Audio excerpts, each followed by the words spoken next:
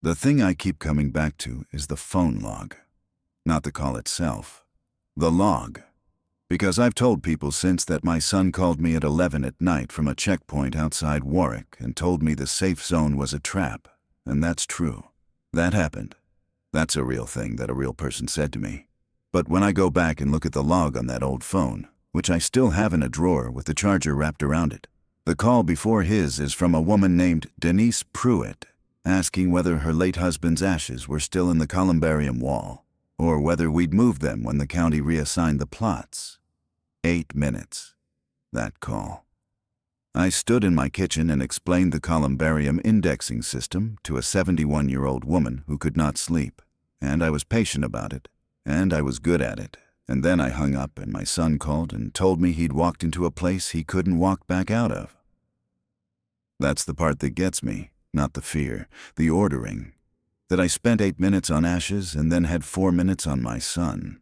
Because his phone time was rationed and mine wasn't, and I didn't know that yet. So I wasted the first 40 seconds asking if he was eating.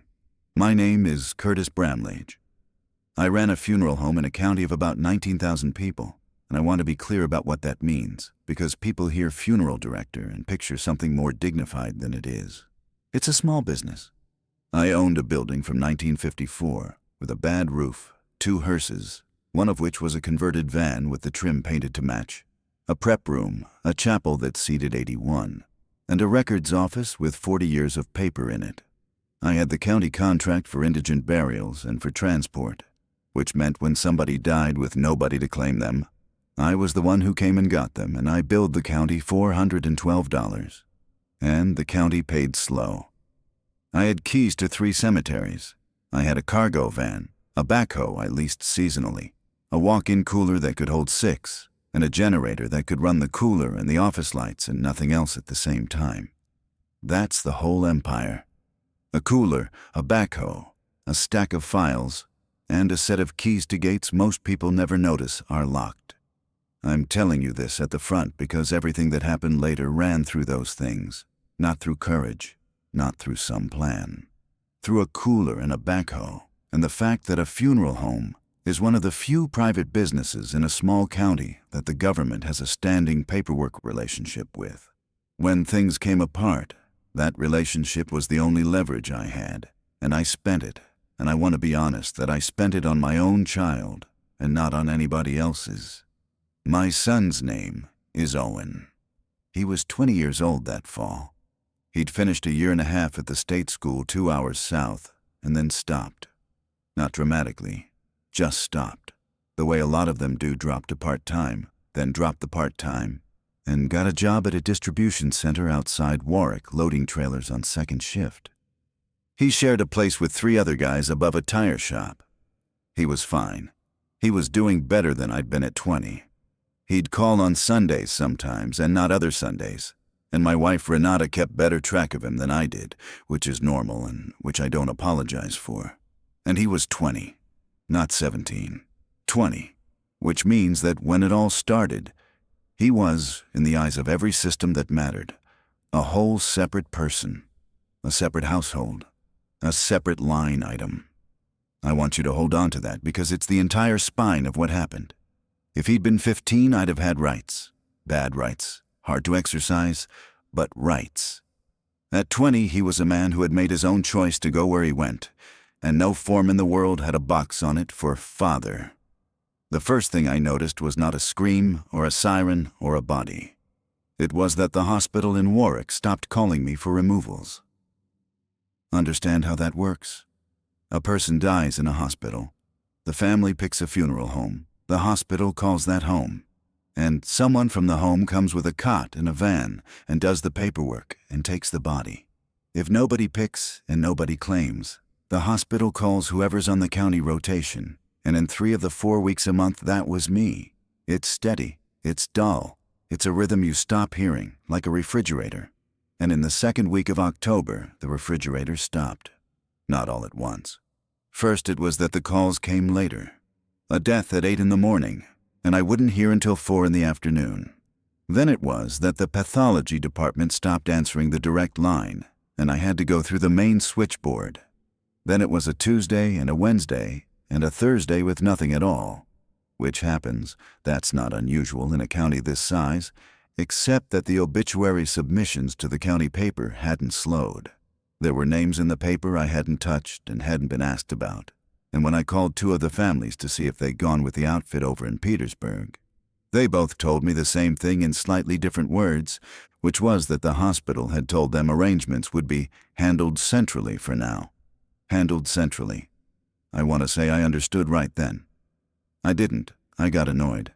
That was my honest first reaction, a small business annoyance, the feeling of watching a competitor get an inside track. I called the hospital's patient services desk and asked, in the flat, pleasant voice I'd spent 30 years building, whether there'd been a change to the removal rotation. A woman told me she'd have someone call me back. Nobody called me back. I told Renata over dinner that the hospital was up to something, and she said maybe they'd contracted with a bigger operation to save money. And I said maybe, and I ate my food. That's the part people don't believe about the beginning, that you can be annoyed. That the first stage of it for a lot of us wasn't terror, it was irritation at an inconvenience we couldn't yet name. The second thing I noticed was a number.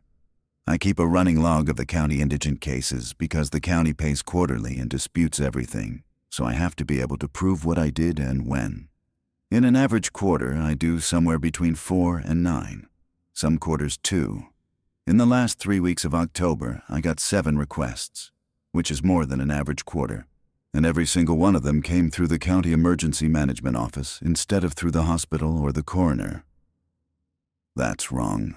Emergency management doesn't do that.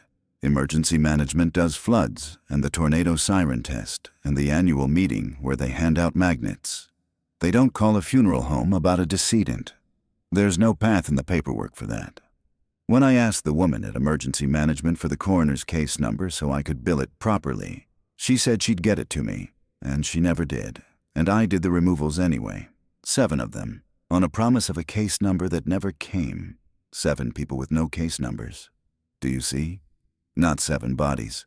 7 pieces of paper that didn't exist. In my trade, the paper is the person. You cannot bury someone without a certificate. You cannot cremate someone without a permit. You cannot close a file without a number. Somebody had decided that these 7 were going to move through the world without leaving a trail in the normal system, and they decided it quietly, and they decided it in a way where the honest small-town undertaker would go along because he wanted to get paid eventually, and because he'd been going along with the county for 30 years. I want to be fair to myself. I did push. I sent 2 emails and made 4 phone calls. And then I filed the 7 files in the drawer with a paperclip and a sticky note that said, "No CN." And I went back to work, because the alternative was refusing to collect a dead person. And I have never once in my life refused to collect a dead person. That's my mistake. If you want the one clean mistake in this story, it's that. Not a wrong turn or a bad decision at a gate. It's that I noticed the paperwork stopped working in the 3rd week of October, and I put a sticky note on it. By the 1st of November, the word going around was respiratory. That's what the county health notice said. On a single page, in a font somebody picked off a default menu. Elevated respiratory illness, avoid non-essential gatherings, monitor for symptoms, contact your provider. The word outbreak was not in it. The word quarantine was not in it. There were 3 bullet points and a phone number. You have to understand how a thing like this arrives in a place like ours. Nobody announces it. It arrives as small subtractions. The Methodist Church canceled its Wednesday supper, and the notice on the signboard said, "Back soon," with the letters slightly crooked because the man who does the sign is 84. The high school moved to a half-day schedule for staffing reasons. The pharmacy in the strip by the highway put a paper sign in the window listing 3 things they were out of. None of these were connected in any announcement. You connected them yourself, standing in a parking lot. And then you told yourself you were connecting things that weren't connected, because that's what a reasonable person does. Renata was the one who started buying extra. Not hoarding, nothing like that. She just started buying 2 of things, 2 bags of rice instead of 1, an extra case of water each trip. She's a school nurse's aide, which meant she was in the building where kids get sick before anybody else knows kids are getting sick. And she wasn't telling me what she was seeing because she'd signed something years ago about student health information. and she took that seriously right up until the day she didn't.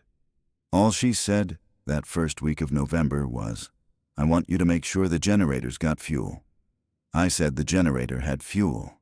It had about 11 gallons in cans and a full tank, which was maybe 30 hours of running the cooler. "Get more," she said. I said I would.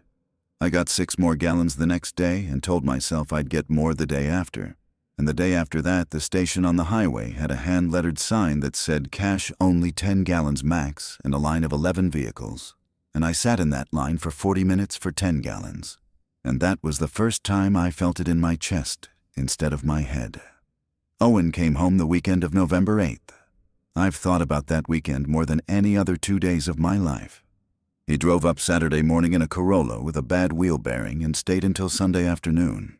And it was ordinary in a way I would trade almost anything to have back. He ate a lot. He and Renata watched something on her laptop at the kitchen table with the sound low. He helped me move a casket display out of the front room to make space for the folding chairs I'd been storing since the funeral home in Petersburg closed, and I bought their inventory for $800. I asked him about work, and he said the distribution center was weird. That was his word. Weird. He said they'd stopped taking outbound freight for 3 of the regional lanes, and everything was piling up in the yard, and that his supervisor had told them they'd all keep getting paid regardless, which he said with the particular suspicion of a young man who has never in his life been told he'd keep getting paid regardless. I said, "That's probably a good thing." He said, "Nothing about it feels good." And here's where I have to tell you what I said, because it matters more than anything else I said that year. I told him if things got bad, he should come home. That's it. That's the whole extent of my paternal foresight. Come home if it gets bad. I did not say come home now. I did not say quit. I did not say the trailers piling up in your yard, and the hospital not calling me, and the county emergency office doing the coroner's job, are the same fact wearing 3 coats. I had all 3 of those pieces in my hands, and I did not put them together out loud to my own son, because he was 20, and he had a job, and I have a horror of being the kind of father who tells a grown man to come home to his room over the garage. He hugged me in the driveway. He said, "You've got that look." I said, "What look?" He said, "The one where you know something and you're being polite about it." I laughed. I actually laughed. And then he drove south with a bad wheel bearing. The 11th of November was the last ordinary Tuesday. I did a graveside at 10 in the morning for a woman named Ardith Vance, 93, congestive heart failure. Nothing to do with any of it. 11 people came. The ground was hard, and the wind came across from the north, and the pastor kept it short because of the cold. Afterward, one of the sons, a man about my age who'd driven up from 2 states away, asked me if the roads were bad going south, and I said I hadn't heard anything. And he said his GPS had rerouted him twice on the way up around what it said was construction, and he hadn't seen any construction. That's the second wrong detail. A phone quietly steering a man around something and then not being able to say what. I got back to the office at noon. There were 2 messages. One was Denise Pruitt about the columbarium, the first of what would be 4 such calls. The other was from a man at the county who I'd known for 11 years. Hollis Farran, who does facilities and vehicles and about 9 other things, and his message said, "Kurt, call me, and don't call the main line. Call my cell." I called his cell. "How much can your cooler hold?" he said. "No hello." 6, I said. 6, and you can't walk around them. What if you didn't need to walk around them?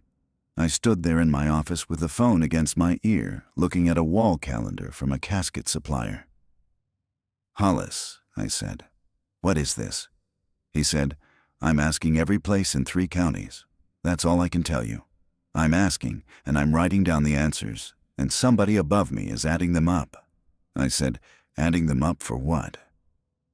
And he said the thing that finally got through to me, and he said it in a completely flat voice like a man reading a fuel level. "They're not adding up beds anymore, Kurt. They already know the beds." I asked him if I should be worried about my kid in Warwick.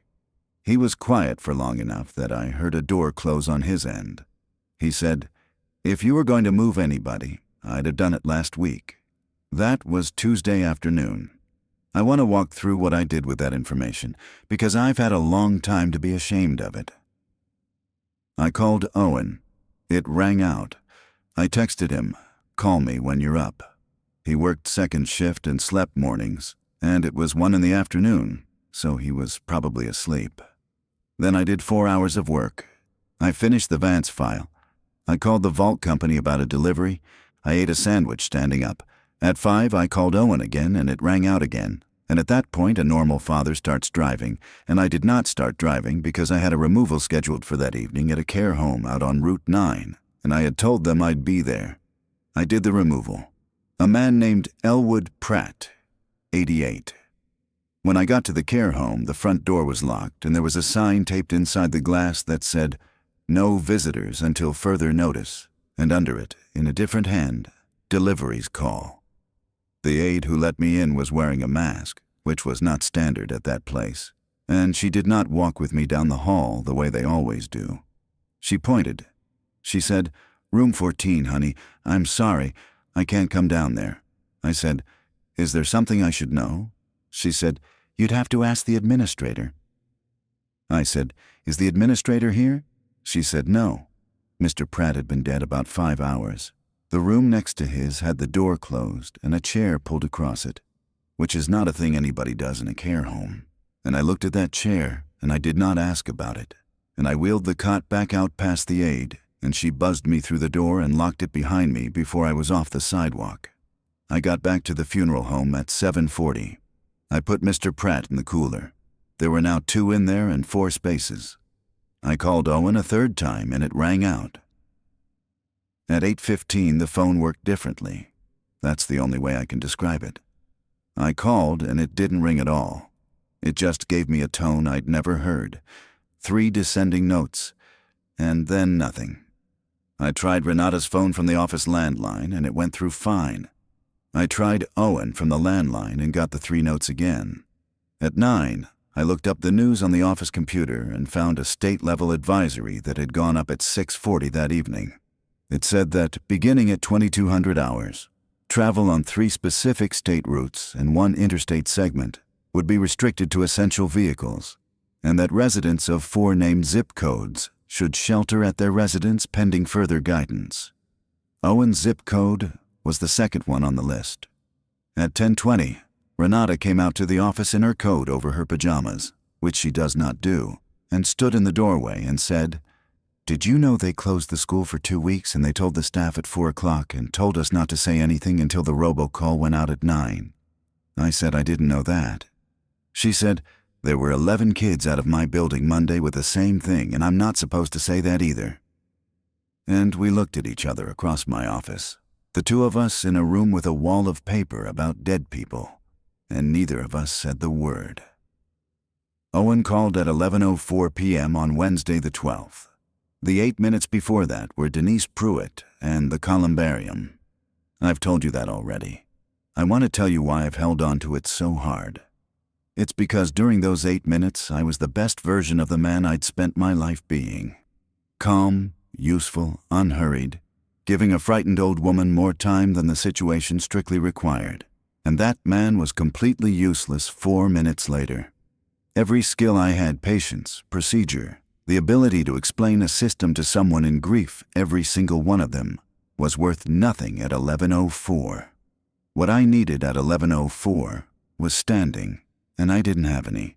His voice came through thin and with a lot of open air behind it. He said, "Dad, don't talk, just listen. I've got a couple minutes." I said, "Are you eating?" "I'm going to carry that." I asked my son if he was eating and burned 40 seconds of a 4-minute call. He said, "Dad, listen, I'm at the Route 40 checkpoint outside Warwick. They set up a reception site at the fairgrounds. I'm not in it yet. I'm in the line for intake. They've got us in the lot at the co-op, and they're taking us in groups." I said, Okay, that's good. That's a shelter, right?" And he said, "That's what I thought. Dad, it's a trap." I said, "What do you mean, a trap? Are they hurting people?" "No." He sounded almost impatient with me. No, nobody's hurting anybody. That's not Dad. Listen to me. Intake is 20 minutes. 20 minutes and you're in. They take your name and your ID, and they give you a wristband and a cot. Getting out is a release. You need a receiving sponsor with a verified address outside the restricted zone. And the sponsor has to attest to food and water, and it has to go through the county liaison, and they told us 3 to 5 business days.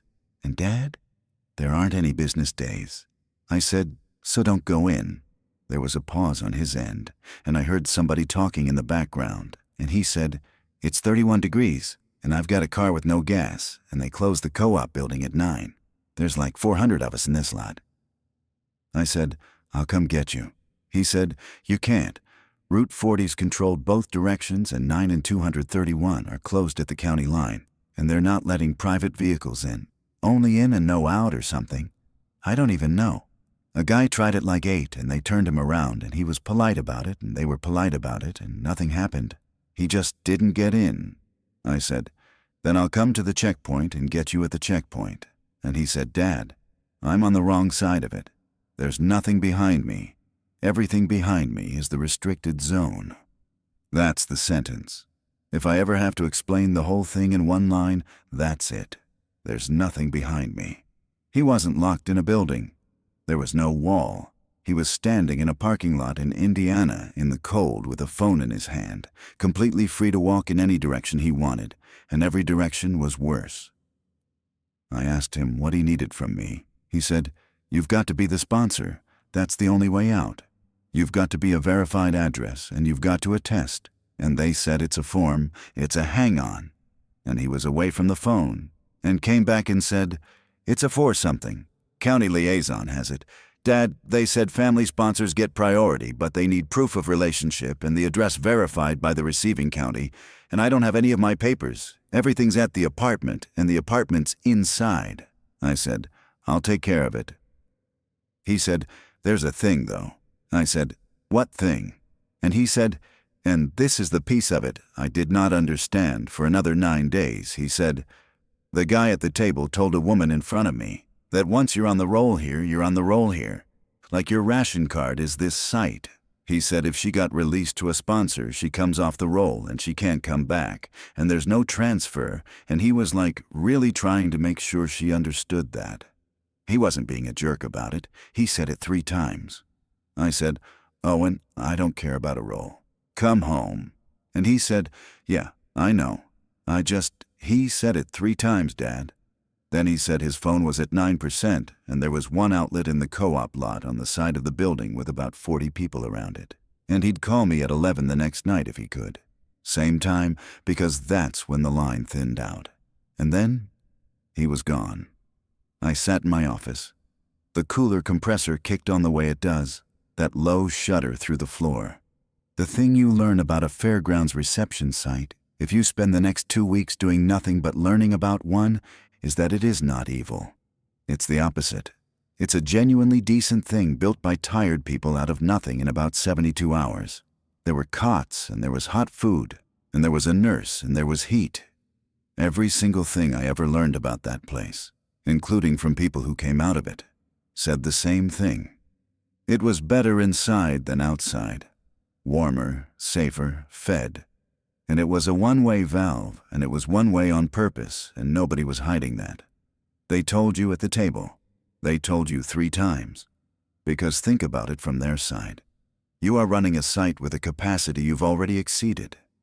Your supply comes on a schedule that's based on a head count you report upward. The restricted zone around you exists because there's something in it you're trying not to move around. If people can walk in and out, then your head count is fiction, your supply is wrong, and the whole reason for the restriction, keeping a thing inside a line, stops working. So you make release a controlled process. You make it require an outside sponsor with a real address, because otherwise you're just decanting people onto roads that can't hold them. You make it slow, because you have 4 people processing paperwork for 1,100 residents. It is not a trap the way a snare is a trap. It's a trap the way a bank account with a withdrawal limit is a trap when you need all your money today. And that's worse in a way, because there's nobody to be angry at. I spent 2 weeks looking for somebody to be angry at, and I never found one. I found tired people doing a reasonable thing at a scale that made the reasonable thing monstrous. I started at 7 the next morning with the county. Here's what I had going for me. In a county of 19,000, I was known. Not important. Known. The emergency management director's father's service was in my chapel in 2016, and I'd eaten a chicken dinner in a church basement with half the people who now had a desk in that building. I had a business license, a vehicle fleet of 3, a commercial address, a residential address I'd owned for 22 years, and a standing contract with the county. On paper, I was about the most verifiable human being in the state. If any private citizen could clear a sponsorship form in a day, it was going to be me. It took 9 days. I'm not going to walk you through all 9 because you'd stop listening, and because they were mostly the same day repeated with a different reason at the end. But I want you to have 3 of them, because they're the shape of the whole thing. Day 1, I drove to the county administration building at 8:15, and it was locked with a sign directing all in-person business to the annex. The annex was the old license branch, and there was a line outside it in the cold, 30 or so people, and a folding table at the door with a woman behind it in a coat and a lanyard. She was not a guard. She was a payroll clerk they'd moved to the door because somebody had to be at the door. I told her I needed the receiving sponsor attestation for a resident of the Warwick reception site. She said, "That's not us. That's the state. They administer the sites." I said, "My understanding is the receiving county liaison has to verify the address." She looked at me, and I could see her running the sentence for the first time. She said, "Who told you that?" I said, "The site did." She said, "Okay, hang on." She was gone 11 minutes. When she came back, she had a name and an extension, and she said, "Roy Hasse. He's the liaison. He's not here today." I asked when he'd be in. She said she didn't know because he was also the floodplain administrator and the ADA coordinator, and he'd been at the guard armory since Monday. Day 3, I got Roy Hasse on the phone. He was a decent man with a cold. He knew exactly what form I meant. He said the form was a state form, EM411, and that he'd received guidance on Tuesday that the receiving county verification portion was to be completed by the county emergency management director, not by him, and that the director was at the state EOC and had been for 6 days. I said, "Can you send me the form?" He said, "I don't have it electronically. It came in a packet." I said, "Can I come get a copy?" He said, "Curtis, I've got 11 copies for the whole county." I said, "I only need 1. There was a long pause, and he said, "Yeah, okay, come at 4, come to the back." That's how I got a photocopy of EM411 at 4 in the afternoon on the 13th of November, in the back parking lot of a county annex, handed to me by a man with a cold, out of a packet of 11. And I want to be very clear that Roy Hasse broke no rules whatsoever and was as helpful as any human being has ever been to me. Every single person in this story was helpful. That's what nobody tells you about a collapse. It isn't cruelty. It's helpfulness that arrives at the wrong speed. Day 5, I had the form filled out. Name, relationship, receiving address, statement of available potable water source, statement of available food for the sponsored individual for a minimum of 14 days, statement of heat source, signature, and a line at the bottom for the receiving county verification and a stamp. And on the back, in the fine print of Section 4, there was this. Sponsor attests that the receiving address is available for inspection by the receiving county public health authority at any time during the declared emergency, and that all occupants of the receiving address will be enumerated on the attached sheet. All occupants enumerated. By day 5, my house had 6 people in it. I haven't told you that part yet. Let me back up. On the 13th, the day after Owen's call, Renata's sister Marla came from Warwick with her 2 kids. She'd gotten out before the restriction came down at 10 on Wednesday night by about 90 minutes, driving north on a county road because she'd panicked early for no good reason and been right by accident. Her husband hadn't come. He worked at the water plant and he wouldn't leave the water plant. And I want to say plainly that I think he made the correct choice, and I also think Marla will never forgive him for it. On the 15th, my neighbor Dorothy Kisser came across the field.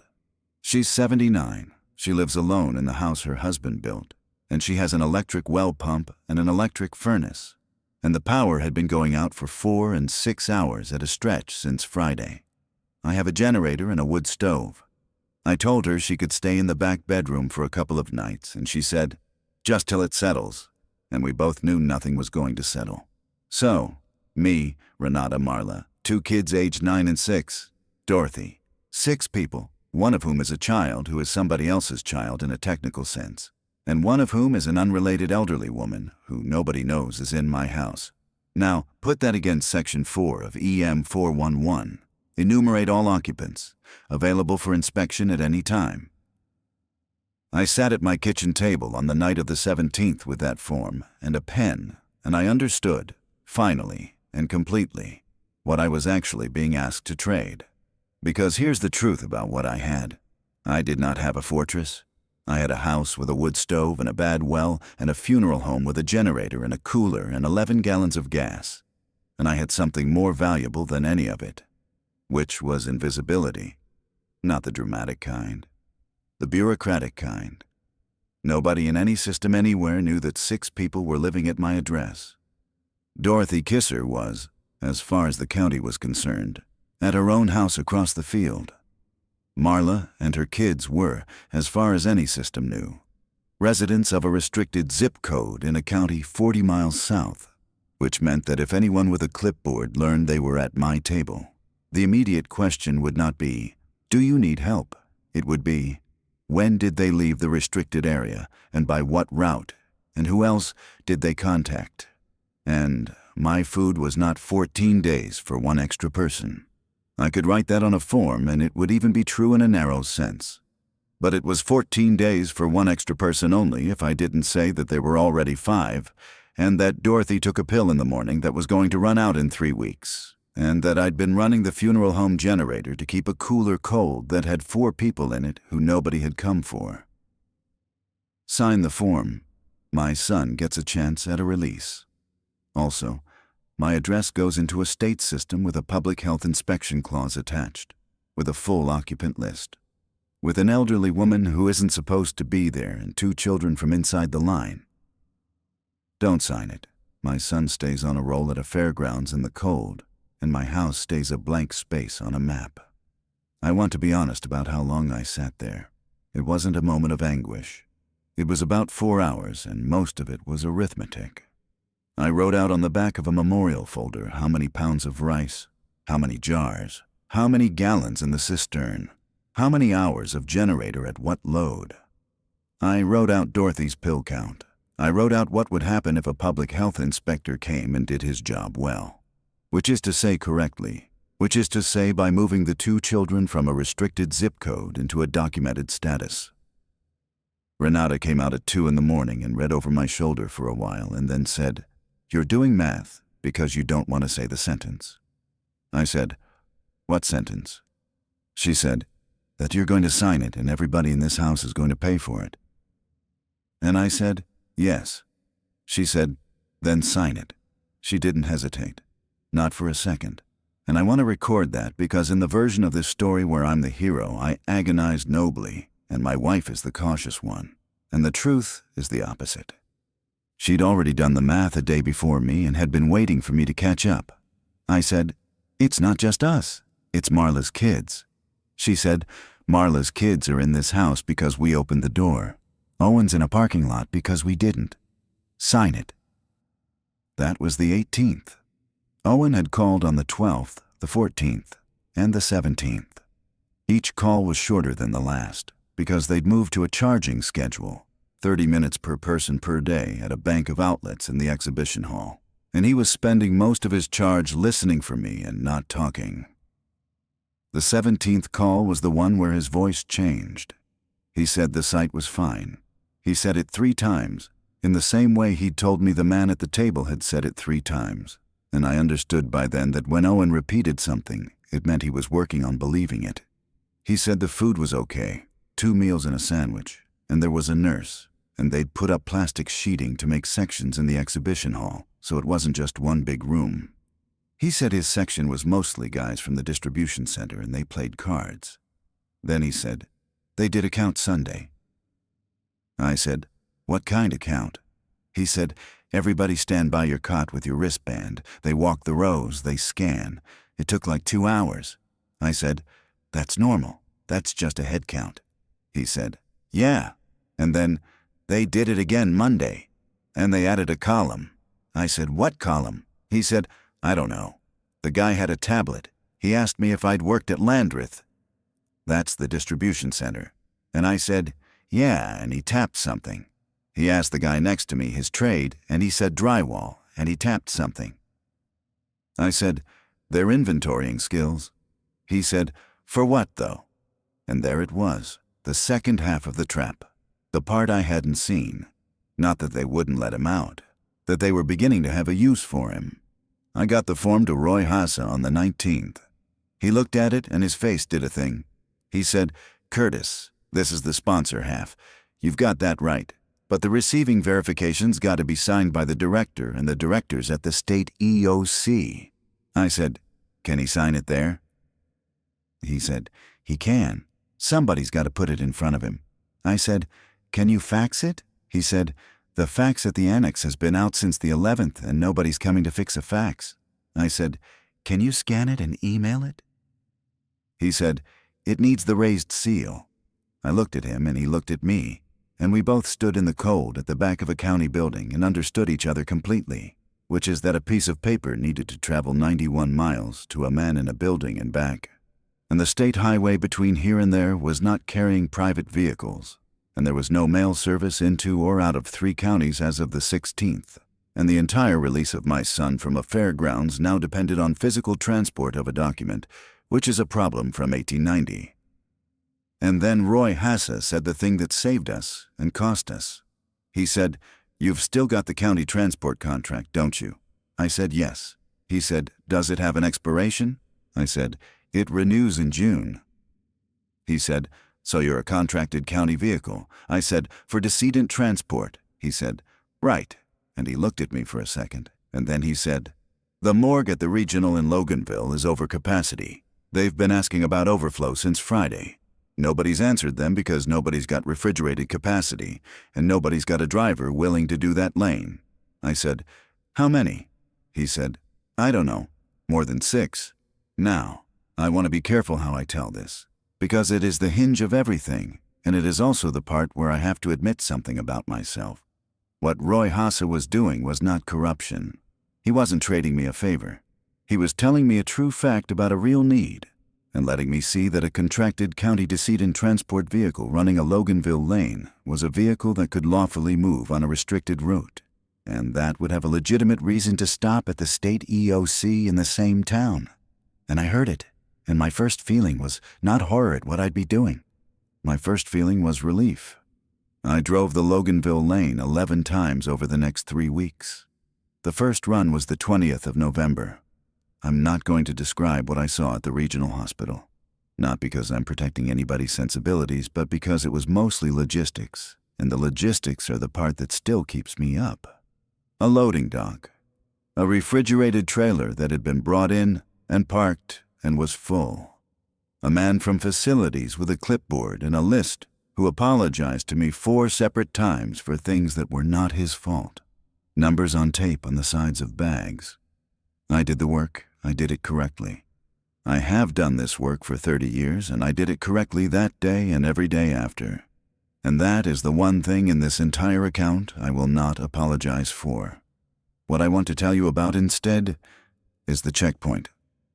You go north out of Loganville on 231, and there's a way station that they'd taken over, and that's where they'd put the control point for the northbound lane. 2 guard vehicles, a state police cruiser, 4 sawhorses and a lot of cones, and a Connex box they'd dropped for the paperwork. The first time through, I had my county contract, my vehicle registration, my funeral director's license, the transport manifest, and the pink copy of a state authorization Roy Hassa had gotten me. A specialist not much older than my son read all of it with his flashlight in the cold, twice, and then went into the Connex and came back out with a sergeant. The sergeant was maybe 40, and tired in a way that had gotten into his posture. He said, "You're the funeral home." I said, "Yes." He said, "You're running this lane regular?" I said, "Looks like it." He said, "Okay." And then he said, "Do you have anybody inside?" I said, "My son's at Warwick." He didn't say anything for a second. Then he said, "You want the honest version or the version I'm supposed to give you?" I said, "The honest one." He said, "Don't try to get him out through a gate. Don't come to a fence and don't get in a line and don't hand anybody money and don't get a guy to walk him around. Every one of those gets him a note on his file and the note follows him. Do the paperwork. It's slow and it's stupid and it works, and it's the only thing that works." I said, "It's been 8 days on a form." He said, "Yeah." And then he said, "I've got a kid at a site in Ohio. Different site, same forms." He tapped the roof of my van twice with the flat of his hand, which is a thing men do instead of saying something, and he said, "Go on." I have thought about that man more than any of them. He had no power. He was standing in the cold at a way station enforcing a line he did not draw around a thing nobody had named, with his own child on the wrong side of a different one. And the only help he could give me was accurate advice. Nobody in this story was the villain. I need you to keep understanding that, because the shape of it is so much like the shape of a story with a villain that your mind will try to install one. Here's how the 11 runs worked. I'd leave the funeral home at 5 in the morning with an empty van and a thermos. 91 miles, but not the 91 miles you drive normally. 231 was controlled at 2 points and 40 was closed to me entirely. So the lane they gave me went out east on the county roads for 22 miles, and then south on a state route through 3 small towns, and then west, which made it 138 miles each way, and about 4 hours in good conditions. And after the first snow on the 24th, there were no good conditions. Fuel. The state authorization let me draw from the county garage tank at Hollis Ferran's yard. Off-road diesel, logged in a spiral notebook, and Hollis logged every gallon honestly, and I never once asked him to log it otherwise. 19 gallons a run. That number was the whole shape of my life for a month. On the second run, the 22nd, I stopped at the state EOC in Loganville with the EM411 in a manila envelope. It's an office building. There's a sign. There's a woman at a desk. I stood there in a jacket that smelled like a hospital loading dock and explained what I needed to a woman who was polite and competent and who told me the director of my county's emergency management was, at that moment, in this building, and that she could not put me in front of him, but that she could put the envelope in his box, and that she would flag it. She did. She wrote a sticky note in front of me and stuck it to the envelope and put it in a slot. I want to be clear, she did exactly what she said she'd do, and it worked, just not fast. The form came back signed and sealed on the 2nd of December. 12 days. It went into the state release queue on the 3rd, and on the 4th, Owen called and told me he'd been assigned to a work detail, not conscripted, volunteered technically. What happened was that on the 1st of December, the site had reduced meals from 2 hot to 1 hot and a sandwich, and posted a notice that residents on assigned support details would receive a supplemental ration, and Owen had worked at a distribution center and could operate a pallet jack. So he was in the supply tent, and he was eating better than the people who weren't, and he was on a duty roster with a name and a slot. He said, "It's fine, it's fine. It's warm in there and I'd rather be doing something." I said, "Owen, if your release comes through..." He said, "I know." I said, "Do you? Because if you've got a slot on a duty roster and they've got 4 people processing releases and 1,100 residents, you have just made yourself the most expensive person in that building to let go." He was quiet. Then he said, "There's a guy who does the roster, Wexler. He's a resident. He's not staff. He asked me Tuesday if I wanted to go on the standing crew because they're going to need to move the site." I said, "Move it where?" He said, "That's the thing. He said the fairgrounds is a winter problem. He said they're consolidating sites in January." I said, "Consolidating to where?" And my son said, "Nobody says." The word consolidating is what finally frightened me in a way that the word quarantine never had. Because a quarantine is a place. Consolidation is a movement, and a movement is where people fall out of the accounting. Every single one of my 7 no-case number files from October was a person who had fallen out of an accounting. I made the mistake I want to tell you about on the 7th of December. Between the 2nd and the 7th, the release didn't move. I called the state release line 11 times. 9 of those it was busy. Twice I got a person who took Owen's site ID and told me the records showed sponsor documentation received, pending receiving county public health concurrence. Public health concurrence. A new step nobody had mentioned. The receiving county's health department had to concur that the receiving address was appropriate. The receiving county health department was 2 people and one of them was out sick. So on the 7th, I drove to Warwick. I had a lawful reason to be on the road. A legitimate manifest and a vehicle the checkpoints knew. I'd already run the lane 5 times, and I actually told myself this, out loud, in the cab, that I was only going to look, that I'd swing past the fairgrounds on the way back from Loganville and see the place, so that when he described it, I could picture it. That's a lie a man tells himself to get a vehicle moving. I got within about 600 yards. There's a rise on the road where the fairground sits down in a bowl, and I pulled over on the shoulder in the last of the light and looked at it. Light towers, the exhibition hall with the roof lights on, a double fence line that was mostly orange plastic construction fencing on T-posts, which tells you everything about how fast it went up. A tent city on the harness track, portable toilets in 2 long rows, 2 semi-trailers parked with their reefer units running, and I knew what one of those was for, and I hoped I was wrong. And people, hundreds of them, walking around inside a fence, in coats, in the ordinary way people walk when they have somewhere to be and nowhere to go. There was a state trooper's car parked at the top of the access road, and I did not go down it. I want to be clear that I never spoke to anyone. I sat on that shoulder for 11 minutes, and then I drove home. And the mistake, the real one, the one with the cost, is that I told Owen. I told him on the call that night. I said I'd seen the site. I said I'd been up on the rise, and I meant it as comfort, and it landed on him like a stone.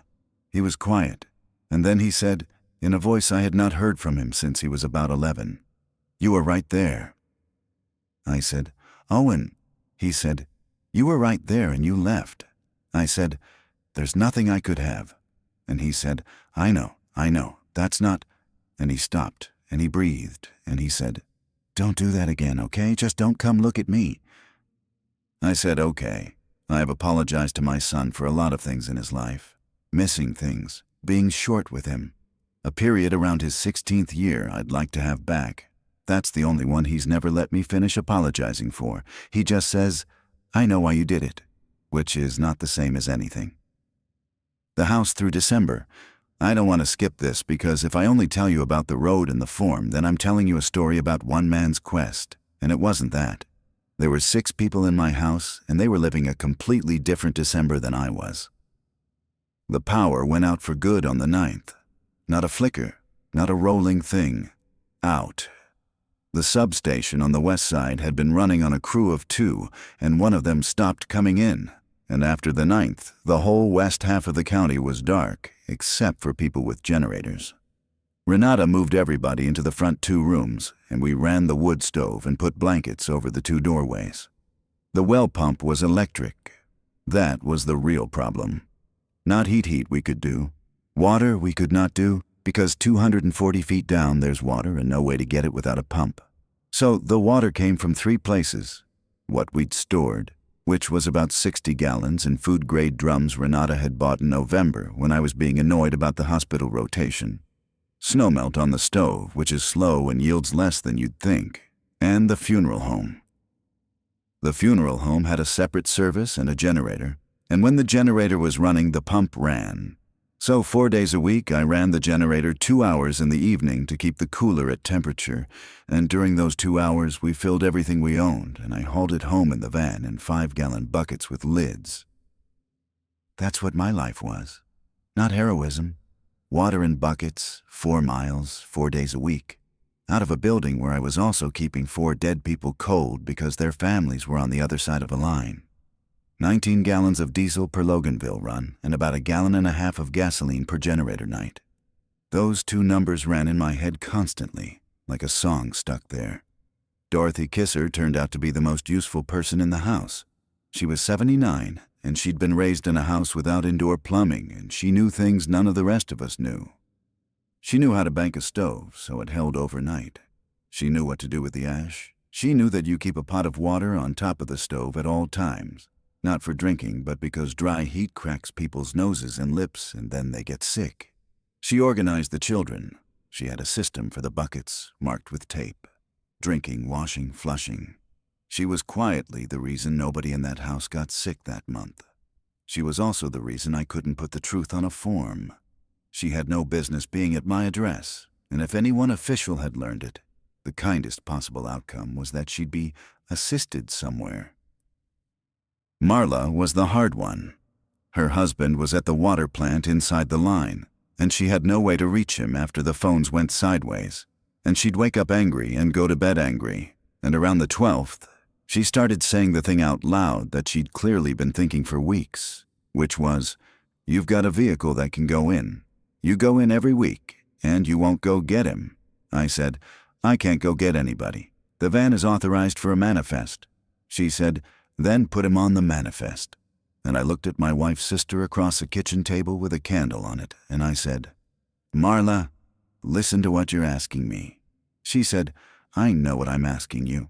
I said, "No, you're asking me to put a living man in the back of a van that gets inspected at a weigh station where the specialist opens the doors. And when they find him, that's my contract, my authorization, my fuel, and my form. And my form is the only thing standing between Owen and January." She said, "So Owen's worth more?" And I said yes. I said it flat, and I didn't dress it up, because she deserved not to be lied to, and because it was true, and because there is no version of that sentence that is kind. Yes, my son is worth more to me than your husband. That's the whole of it. I made a choice about whose life my one lever would move, and the lever only moved once, and it moved for my kid. She didn't speak to me for 6 days. She spoke to me again on the 18th because the 6-year-old had a fever and she needed me and I was there. And neither of us ever mentioned the conversation again. And it sits in the middle of that family like a piece of furniture nobody moves. The public health concurrence came through on the 19th of December, 42 days after the 12th of November. The release order was cut on the 22nd. Owen was scheduled for out-processing on the 27th, which was the next scheduled release convoy day, because they didn't release individuals. They released in batches with a transport escort to a handoff point. And the handoff point for our direction was, and I want you to appreciate this, the weigh station on 231, the same weigh station, the one I'd been driving through twice a week for 5 weeks. On the 23rd, Owen called and told me he'd been taken off the duty roster and that Wexler had come and found him, and asked him, not unkindly, to work through the 26th anyway. Owen said, he said they're short, and I'm one of 2 guys who can run the jack. I said, "Are you going to?" He said, "Yeah." I said, "Owen." He said, "Dad, they fed me for 6 weeks." I did not argue with him. That's the second thing in this story I'm not ashamed of. He worked the supply tent through Boxing Day, unpaid, off the roster, 3 days after his release order, because he decided he owed somebody something. He is a better man than I am, and he learned it from his mother. The 27th was cold and clear. I was at the weigh station at 9 in the morning for an 11 o'clock handoff that happened at 20 past 2. That's 5 hours in a van in a gravel lot with 14 other vehicles. And I want to tell you about those 5 hours because they were the closest I have ever been to a certain kind of feeling. 14 vehicles. 14 families or fragments of families who had each done what I did: the form, the phone calls, the 12 days, the concurrence, and had gotten 1 person out. 14 out of 1,100. We didn't talk much. A woman in a Buick had a folded blanket on her passenger seat that she kept smoothing. A man about 70 sat on his tailgate the whole 5 hours in the cold with the tailgate down and never once got in the cab. The sergeant was there, not working the line that day, just there, and he came down the row at about noon with a box of granola bars from somewhere and handed them in windows and said the same thing to each of us, which was, "It's coming, it's just slow." When he got to me, he recognized the van and he said, "Today's yours?" I said, "Today's mine." He said, "Good." I said, "Any word on Ohio?" And he said, "No," and moved on down the row. The buses came at 2:20. 2 school buses with the district name still on the side, and a guard vehicle in front and one behind. They pulled into the scale lane and sat with the engines running for another 11 minutes while paperwork happened in the Connex. And then they opened the doors and started calling names, one at a time, and each person came down the steps with whatever they had. Owen came off the second bus with a backpack and a plastic grocery sack and a folded blanket under his arm. And he'd lost about 15 pounds, and he needed a haircut, and he was walking fine. He put his stuff in the back of the van, which he did not comment on, and got in the passenger seat, and I pulled out onto 231 North, and we drove about 4 miles before either of us said anything. He said, "Is Mom okay?" I said, "She's okay." He said, "Is the power on?" I said, "No." He said, "Okay." And then he cried for about 90 seconds, quietly, looking out the passenger window, and I kept driving and did not look over, because he was 20 and because that's what he'd have wanted. And then he wiped his face with the back of his wrist and said, "There's a woman in my section. Her name's Pauline. She's got a daughter in Michigan. Her form's been in since the 2nd week." I said, "Okay." He said, "Her daughter's got an apartment and no car, and she can't prove 14 days of food." I said, "I know." He said, "That's it. That's the whole thing. She can't prove 14 days of food." I didn't say anything to that. There wasn't anything. We got home at 6:40 in the dark. Renata had the stove going and the candle situation set up, and there was a pot of something on. Dorothy Kisser hugged my son like she'd known him his whole life, which she had, sort of, across a field. The 9-year-old asked him if the fairgrounds had rides, and he said no, and she said that was stupid. And he said, yeah, it was. That should be the end. That's where the story wants to stop. My son at my table on the 27th of December. 6 people become 7. Everybody warm. Everybody fed for now. I need to tell you the last part. The last part is that on the 4th of January, the state consolidated the Warwick site into a larger facility about 110 miles east, and the transfer included all residents on the roll as of the 1st. And the transfer was not a bad thing. It was a better building, a real one, with actual plumbing and a real kitchen. And it also meant that the region my son had walked out of on the 27th ceased to have a reception site at all, which means this. There is no longer any place my son can go. He came off the roll. That's what the man at the intake table had said 3 times to a woman on the 12th of November. And it's what Owen repeated to me on a phone at 9% battery, and neither of us understood what we were being told. When you take a release to a sponsor, you come off the roll of that site, and you become the responsibility of your sponsor's household, and there is no re-entry and no transfer. And when that site closed on the 4th of January, the roll went east, and the released did not. So Owen is not in a system anymore.